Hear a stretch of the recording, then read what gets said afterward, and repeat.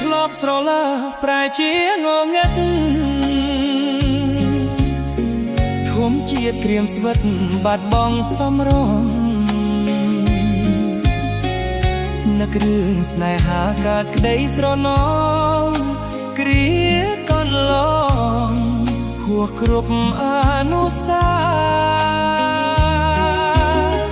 ស្រណោះមកស្ទឹងអង្រឹងធ្លាប់យល់ចាំងឆ្លក់ស្រមោលក្រោមខែភ្លឺថ្លាស្រណោះសំដីស្បាត់ស្បាយសច្ចាថាស្មោះស្នេហាលោកគៀកសិនខ្សៃតើកំពីវ័យអ្នកមកប្រឡាយឲ្យខ្ញុំខ្លោចផ្សា